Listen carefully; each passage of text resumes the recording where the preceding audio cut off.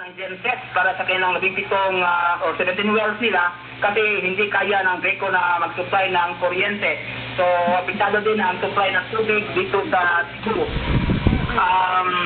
Ang mga telecom companies naman ay ayon sa Globe Telecom, 26% ng kanilang network service ay nasira at diskapin pa nilang ma-restore ito agad upang magkaroon ng komunikasyon sa mga lugar kung saan sinantala o nasira ng bagyo. Okay. Ruel?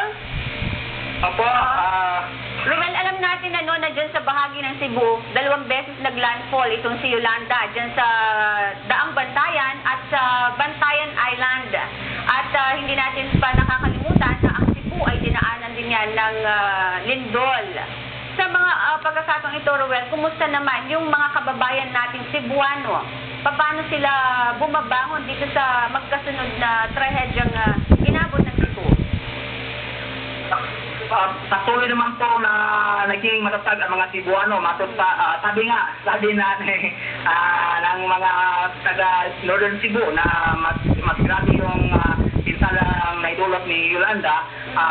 If Yolanda is strong, Cebuanos are stronger.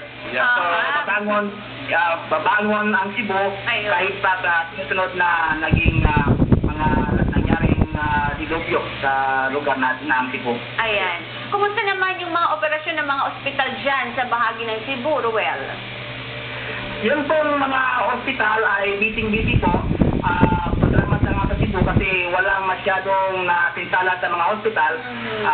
Kasi mga building ay matatag naman. Liban lang sa Cebu o yung sa Cebu City Medical Center. Kasi sa Lindol, yung mga pasyente nila ay nandun sa temporarily nilagay nila sa office ng Bureau of Fire Protection na malapit lang sa lugar ng Cebu City Medical Center. Sila din naman na napagandaan.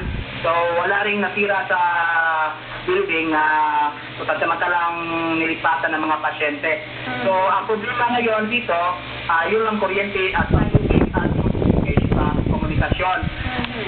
Sa Northern Cebu po kasi, marami pang mga lugar na hindi pa talaga puntahan kasi wala nga tayong komunikasyon, isla na rin.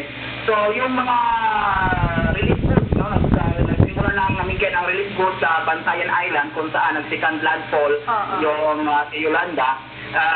May nag-offer naman isang businessman ipagamit sa kanyang pump boat. So, nakapagpadala na ng 1,500 relief goods, papak. Doon sa isla. So, yung mayor nga doon sa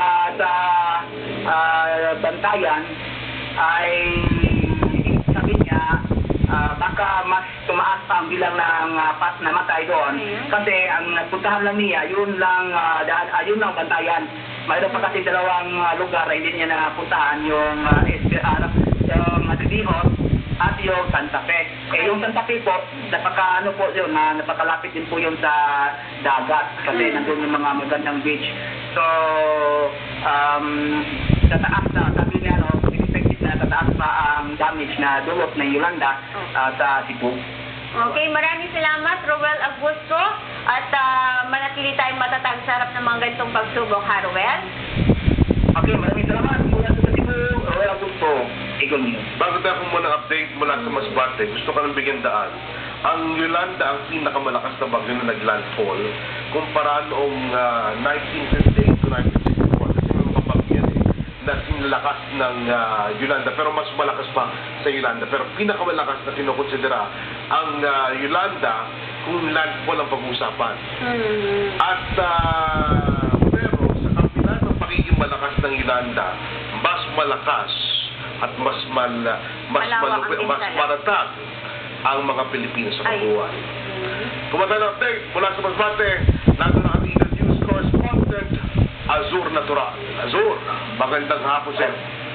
Magandang hapon po sa inyo at sa ating mga tagapakinig. Mula po dito sa Masbate City, sa ngayon po ay napakaganda na po ng panahon. Napakainit kung ating babalikan ang mga 2 araw na lumipas, ay hindi natin masasabi na ang Masbate City o ang probinsya ng Masbate ay dinaanan ng isang napakalakas na bagyo. Ang totoo mula po noong